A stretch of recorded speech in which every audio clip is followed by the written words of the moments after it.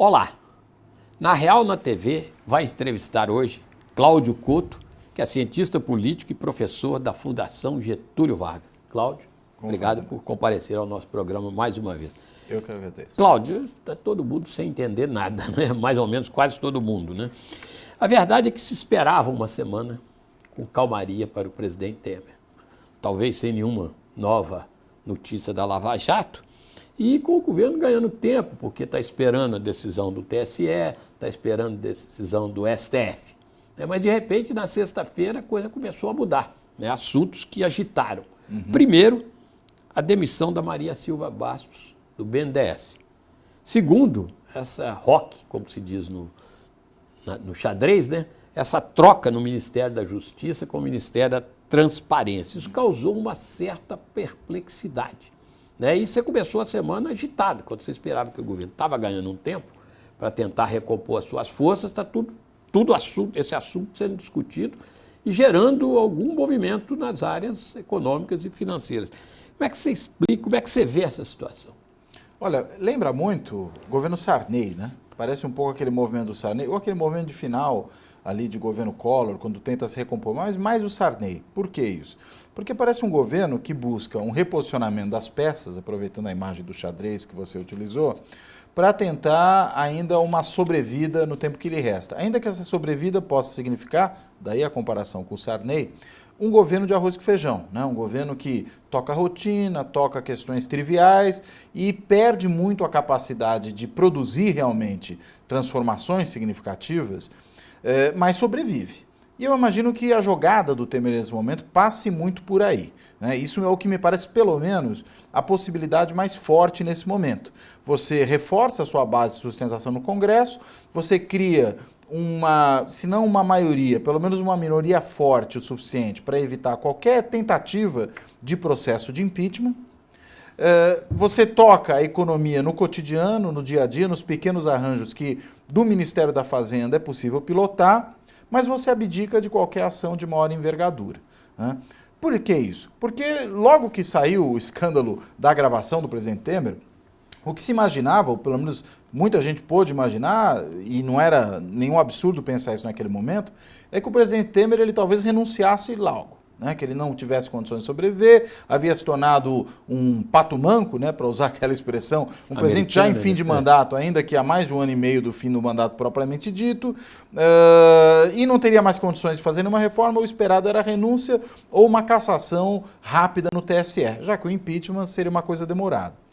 O problema é que ele, primeiro, falou que não renuncia, desmentiu tudo. Para lhe reforçar, surgiu a informação de que a gravação tinha problemas, né? O tempo da gravação não batia com o tempo do próprio programa de rádio que o presidente que o Joesley fez questão de registrar para mostrar o momento que entrava e saía. Havia uma diferença ali de mais de 6 minutos. Havia não sei quantas edições na gravação, se não edições exatamente, pelo menos aparentes emendas, mas com essa questão do tempo parece que são realmente edições. O presidente, ao não renunciar, deixa a batata quente na mão dos outros, porque se ele não renuncia, o que resta para ele retirar? O impeachment, como a gente sabe, demora muito, depende do Congresso, onde ele ainda tem um apoio significativo, inclusive do presidente da Casa. A adesão do TSE, que parece a via mais curta, não é tão curta assim, né? Primeiro, né, se o presidente vier a ser cassado no TSE, com a cassação da chapa como um todo, o TSE é primeira instância, ele tem ainda como recorreria ao STF. Só aí a gente já teria um grande tempo. Mesmo no TSE, esse julgamento que vai levar provavelmente alguns dias, se não semanas, pode se prolongar porque alguém pode pedir vistas, né? E um dos ministros do TSE, inclusive, foi indicado pelo Temer, está lá há pouco tempo. Nada o impediria de pedir vistas, e até o ministro da Justiça novo, né, já foi do TSE. Jardim, que já foi do TSE, falou que conhece bem a coisa, já deu uma indicação de que muito provavelmente esse pedido de vista ocorrerá, o que já produziu hoje uma reação do Gilmar Mendes dizendo que o governo não pode falar do TSE como se fosse o seu quintal, né? Então você veja o tamanho do imbróglio. Só que isso mostra o quê? Que o presidente não vai cair de uma hora para outra, ou seja, que ele tem uma sobrevida razoável, ainda que seja se arrastando. Mobilizações de rua começam a acontecer, mas elas ainda são frágeis, ainda são pequenas diante daquilo que se poderia esperar, como mobilizações para eventualmente forçar um governo a renunciar, ou forçar um processo de impeachment, ou, enfim, gerar uma grande instabilidade. Ainda estamos muito distantes disso. Até porque a pauta que alguns desses que vão para a rua pedem não é uma pauta uniforme entre todos aqueles que veem o governo com maus olhos. Então, a possibilidade de mobilizar também não é tão grande. Em suma, né, para resumir um pouco essa ópera bufa toda, o que eu diria é que a gente vive um momento de grande indefinição, de grande imprecisão sobre o que se pode prever para o futuro próximo, né? Arriscar fazer futurologia nesse momento é um esporte terrível, um esporte dos mais perigosos. E aí a gente vai seguir, mas antes eu queria que você tentasse me fazer entender, e todo mundo, essa declaração do Gilmar Mendes hoje, isso. Quer dizer, que o TSE não está lá para resolver os problemas da política. Do Executivo. Executivo. É que o ministro Torquato Jardim, numa entrevista, né, à Folha, né, ele disse que muito provavelmente haveria pedido de vistas, né? E apontou essa possibilidade para o terceiro ministro a votar, que é justamente esse indicado recentemente pelo Temer. Ao falar isso, ele, de certa forma, está quase que insinuando que está a pautar o outro poder. E como o ministro Gilmar Mendes é muito cioso do seu próprio quintal, né, o que ele fez? Ele veio a público e falou, ó, aqui mando eu, né? Ou pelo menos não manda você. Né? Isso aqui é uma outra seara, um outro poder, não há alguma coisa que possa ser decidida lá que vá automaticamente valer aqui, não estamos aqui a serviço do Executivo. Que é uma forma, inclusive, dele mostrar muito claramente que, seja qual for a decisão que vier a ser tomada, ela não será tomada sob pressão do outro poder. Mesmo que amanhã o TSE decida a favor da manutenção do presidente Michel Temer, ele de alguma maneira está concedendo a si próprio, com esse tipo de declaração e de reação, quase que um habeas corpus preventivo, né? Está mostrando o seguinte, ó, nós não estamos fazendo isso porque o governo nos pressionou, porque ninguém nos pressiona. Estamos fazendo isso porque é assim que a lei determina. Me parece que essa sinalização do Gilmar Temer do Gilmar Mendes, esse Gilmar Temer foi um bom ato, né? Do Gilmar Mendes, é talvez uma tentativa justamente de demonstrar de antemão independência. Agora, muitos analistas dizem que a solução para o Temer, para o bem ou para o mal, e para o imbróglio, sairia ou do TSE, nós já analisamos bem, e do STF, né, que em algum momento vai julgar se mantém ou não o processo. Depois, naturalmente, de conferir a fita, etc, etc. Como é que você vê esse jogo no STF? Então, no STF também é possível que a história se prolongue, porque ali também alguém pode pedir vistas num eventual recurso, né, que haja do TSE ao STF, sempre lembrando que o STF tende a confirmar decisões que são tomadas antes pelo TSE. Né? Até um cientista político, colega meu, o Vitor Marchetti, que é um estudioso desse tipo de assunto, e que ele até chama o TSE de Câmara do STF para assuntos eleitorais. Né? Tamanha a convergência que existe entre a decisão numa corte e a decisão na outra. Eu acho que essa é uma boa descrição. Então a gente imaginaria, seja lá o que vier a acontecer no TSE, é realmente de se esperar uma certa correspondência dessa decisão no STF. Ainda por cima com essa nova composição do TSE, considerando os novos ministros que ali estão, né, há uma diversidade maior do que havia antes, enquanto, por exemplo, o Toffoli, que tem acompanhado muito o Gilmar Mendes, ainda estava. Né? Agora que ele não está, acho que é uma diversidade que talvez espelhe melhor a composição do STF. Agora, mesmo que chegue lá, alguém pode pedir vistas. Também no STF nós temos o Alexandre de Moraes, o ministro recém-indicado pelo Temer. Talvez ele tenha nesse momento vontade de ler com mais cuidado aquilo que chegar até ele, ou outro pode fazer isso, não necessariamente ele, né? Embora, depois que sentou na cadeira, ganhe independência, muitas vezes decide de forma inesperada. Mas nada impede que isso se prolongue. Se se prolongar demais, a gente já chegará às vésperas das eleições de 2018, e aí, caçar um mandato do presidente fica uma coisa, inclusive, sem muito propósito.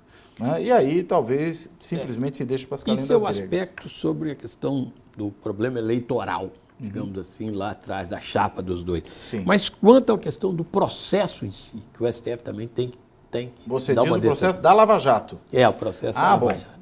Esse é o outro lado, nós já falamos. Agora o processo da Lava Jato, que está à espera de uma decisão do TSE, do STF. Prossegue o processo, vai prosseguir, não vai? Essa é uma outra questão. Acho difícil, diante das evidências, que não prossiga. Né? Agora, uma coisa é o processo prosseguir, ou seja, a investigação sobre o presidente poder continuar, acho que essa é uma questão. A outra questão é ele ser transformado em réu, que aí seria um passo mais grave, um passo mais sério, porque aí colocaria em questão a sua própria manutenção no cargo. Que também, e aí surgiria uma outra discussão, não necessariamente ao se transformar em réu no judiciário, isso automaticamente levaria ao seu afastamento. A gente viu tanto debate da questão de que a transformação em réu de parlamentares, né, não leva necessariamente ao afastamento do cargo de imediato, o que não dizer quando se trata do presidente da República, que é o chefe de Estado. Não é só o chefe de um poder, ele é o chefe do Estado brasileiro. Então, o afastamento do cargo pela transformação em réu no judiciário, me parece que não implica, pelo menos de forma automática, neste momento, sem que haja toda uma discussão, um debate jurídico sobre o assunto, o afastamento dele da presidência. Que imagino que a sua questão tem muito a ver com exatamente isso. Né? Eu não suponho que a sua transformação em réu, se é que vai acontecer e quando for acontecer, né, que ela levaria a isso. Até porque ela pode levar muito tempo. A gente sabe que o Supremo não é rápido para esse tipo de discussão. Você pode ter uma longa investigação. Depois da investigação, você vai ter toda uma discussão de se transforma ou não transforma em réu. Né? Se a adesão ocorre numa turma, isso pode depois ter um recurso ao plenário. Enfim, é uma longa discussão. Né? E por conta disso, eu acho que é muito improvável, a não ser que o Supremo resolva, talvez até por uma análise do cenário mais amplo, acelerar muito o processo. Eu acho muito difícil que o Supremo resolva transformar o presidente réu e, ao mesmo tempo, afastá-lo. Agora, para o presidente ter algum nível de sustentação, mesmo com essas dúvidas, ele vai precisar mostrar algum grau de governabilidade lá no Congresso. É o que você falou, nem que seja algumas medidas, não dessas reformas que estão em debate, mas algumas medidas que mexam um pouco com a economia e tal. Como é que ele tem que fazer, ou vai fazer, ou pode fazer, para evitar uma debandada da base aliada que está muito incomodada? Não incomodada está incomodada com o futuro dela mesma. Claro. Olha, há coisas que ele não pode fazer porque não dependem dele, tem a ver esse incômodo com muito do que ocorre nas investigações da Polícia Federal, com o andamento da Operação Lava Jato. Claro que o novo ministro da Justiça pode eventualmente mexer na Polícia Federal, o que não é uma operação sem riscos, diga-se de passagem, porque digamos que ele afaste o delegado da Polícia Federal que está lá desde 2011. Leandro Daiello, quer dizer, nomeado pela Dilma e que permanece, né? Permaneceu o tempo todo, quer dizer, passaram em vários ministros da Justiça, ele continuou. Né? E ao que indica, tem um certo apoio da própria corporação. Se ele for afastado, isso pode sinalizar para a sociedade uma deliberada intenção de mexer com as investigações da Lava Jato. E eu digo as da Lava Jato porque essas, evidentemente, é que afetam o governo nesse momento. Isso pode provocar uma reação grande da opinião pública, das pessoas nas ruas, pode levar de novo a manifestações, pode provocar reações do próprio Poder Judiciário, do Ministério Público, ou seja, não é uma ação isenta de riscos. Mas não quer dizer que o ministro da Justiça não possa fazer. Por que eu faria olhando para o Congresso? Porque talvez isso fosse uma maneira de sinalizar para o Congresso que o governo, preocupado com as consequências, vai tentar botar um freio na Lava Jato, para usar uma expressão de um PMDBista ilustre, estancar a sangria.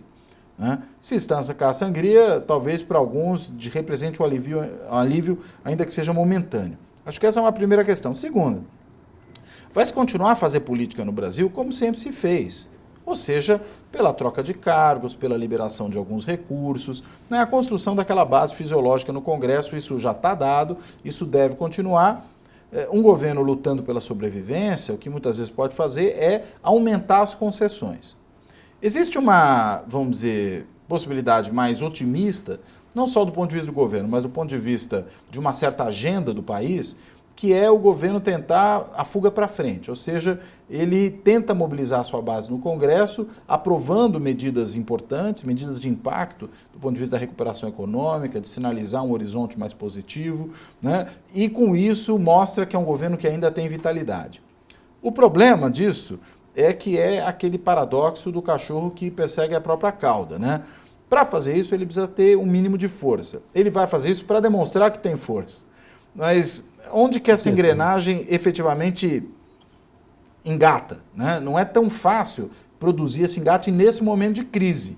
Né? Talvez uma maneira seja tentar, num primeiro momento, aprovar algumas medidas um pouco mais fáceis de aprovação, não uma emenda constitucional, como é o caso da reforma previdenciária, mas tentar avançar na trabalhista, ganhando um ânimo aí, tenta um voo um pouco mais ousado. Se conseguir isso, obtém uma certa reanimação. E a depender da cooperação dos outros poderes, no caso eu estou pensando basicamente no judiciário, né, ele pode eventualmente seguir com mais fôlego daqui para diante. Se ele tiver essa capacidade, eu diria que o governo ganha uma sobrevida razoável, pelo menos até o começo do ano que vem, e aí o próprio calendário eleitoral se encarrega de fazer as coisas tomarem outro rumo. Agora, Cláudio, não é segredo para ninguém, porque está visível para todo mundo, que há movimentos no Congresso para estacar essa gria mesmo. Claro. Mais sérios. Né? Né? Fala assim em algum tipo de anistia, volta-se a falar na separação do Caixa 2, corrupção, e o Caixa 2 simplesmente Caixa 2. Né? Algumas ideias aí de criar, isso eu tenho ouvido, um foro privilegiado para os ex-presidentes da República, que alcançaria todo mundo, quer dizer, juntaria os partidos. Isso está sendo conversado em Brasília, não é segredo, você sabe disso melhor do que eu. Você vê a possibilidade disso vir a ocorrer e como isso poderia ser recebido pela opinião pública? Bem, vou começar pelo final, que é mais fácil de responder. Né?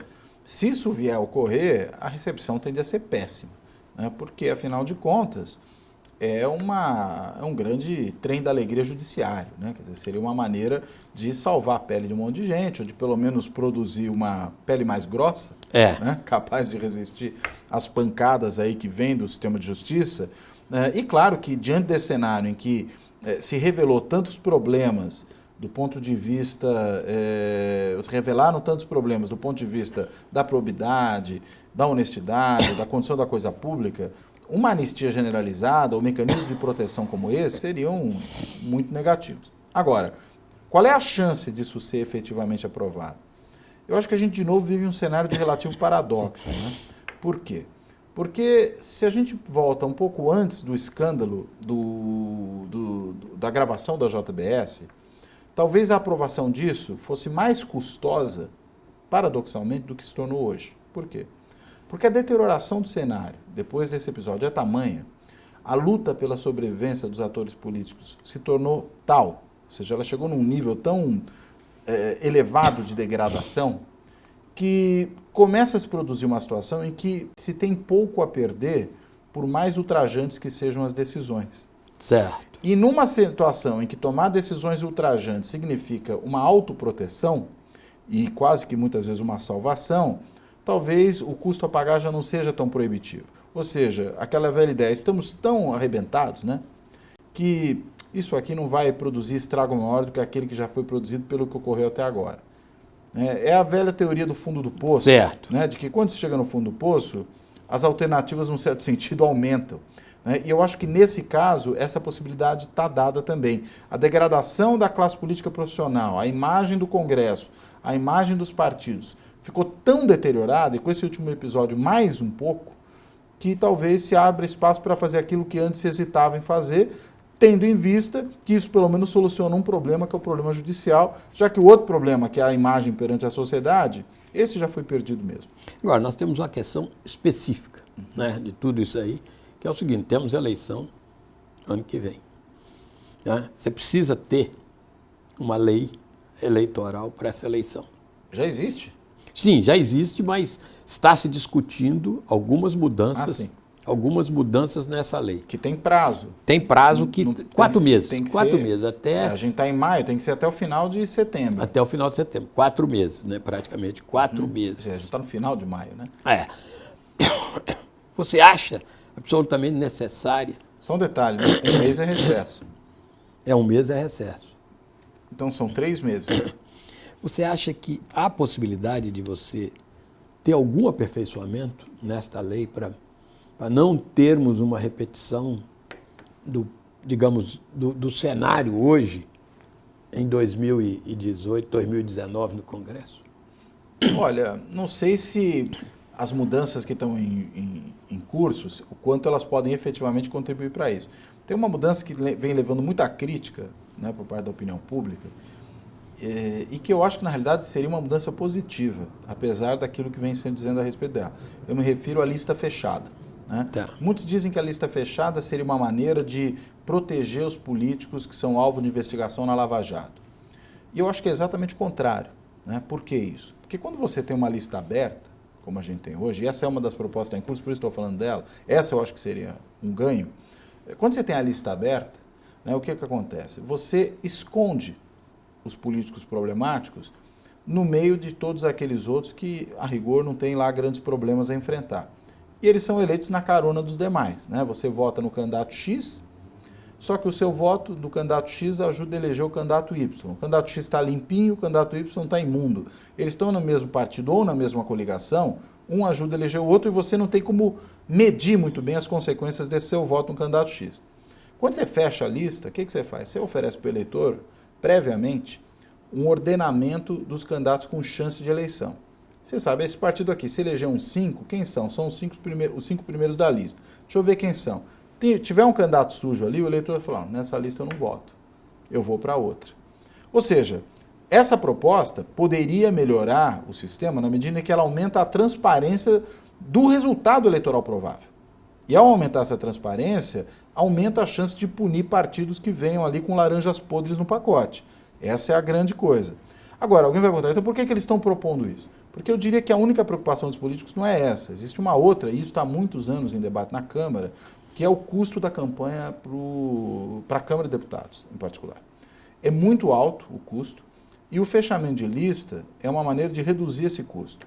Por quê? Porque você deixa de fazer campanhas no varejo, para vários candidatos espalhados pelo Estado, o cara tem que ter voto lá no distrito dele, lá onde ele é mais conhecido, mas isso não é suficiente, ele vai ter que buscar voto em outro lugar, e isso tem custos de viagem, deslocamento, de montar um outro comitê, etc. Para reduzir isso, uma das saídas é você criar uma lista fechada, você faz campanha só para a legenda do partido, e isso torna o custo muito mais baixo. Seria, portanto, uma maneira, ainda por cima nesses momentos em que não tem mais financiamento empresarial de campanha, pelo menos permitido aberto, pela lei, aberto. O risco de se fazer o caixa 2 aumentou, porque já se conhece esses mecanismos e hoje há mais instrumentos de fiscalização e mais. Diante do escândalo que se produziu, a probabilidade de uma severidade maior da própria Justiça Eleitoral, do Ministério Público, tende a aumentar. Ou seja, reduzir custo de campanha se torna uma necessidade realmente significativa. Então, essa eu acho que é talvez das mudanças em curso, que já avançaram um pouco, a mais provável. Uma outra é o fim de coligações proporcionais, ou seja, de partidos não mais se coligarem, de modo que o partido que não teria chance de sobreviver sozinho, pega carona no outro partido. Né? E com isso, você vota num partido e elege o cara do outro. Seja isso com fechamento de lista, você aumenta de novo a percepção. Mesmo que a coligação proporcional continuasse, fechou a lista, tem que ser uma lista da coligação. Você também vai enxergar isso como eleitor. Você fala, eu voto nessa lista aqui, mas eu estou levando aquele cara de contrabando, eu não quero. Ou seja, os partidos passam a ter um custo em oferecer ao eleitor algo que ele não deseja.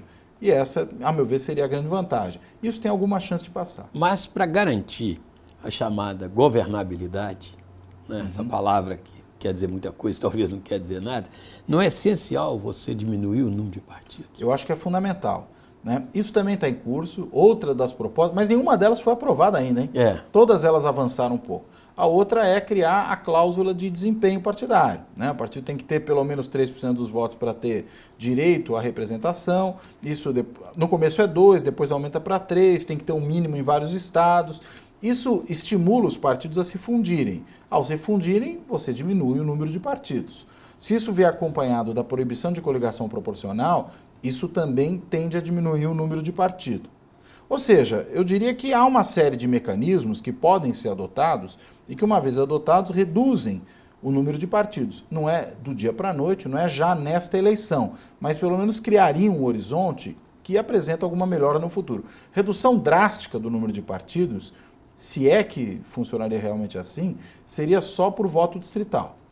Voto distrital tem um impacto brutal no sistema na medida em que ele reduz, tende no horizonte, tem até um monte de estudos sobre isso, clássico já, a reduzir o sistema para 2 partidos. Só que a gente não garante isso por quê? Porque eu posso ter um sistema não de 2 partidos no país, mas de vários sistemas de 2 partidos nos estados.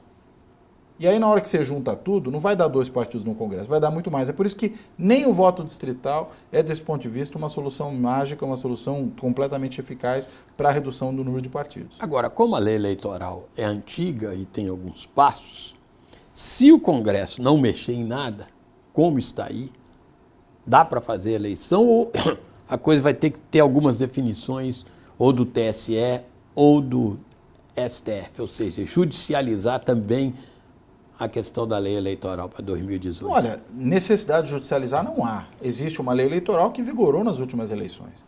Tanto a eleição municipal e aí já foi uma eleição que ocorreu sob a égide da mini-reforma eleitoral, e foi uma eleição que, do ponto de vista do funcionamento do sistema, ocorreu sem nenhum tipo de problema. A gente pode discutir se os resultados foram bons ou não. Isso é outra história. Né? Mas, do ponto de vista do funcionamento da eleição, tudo correu tranquilamente. Então, não haveria nenhuma razão para haver uma judicialização nesse momento.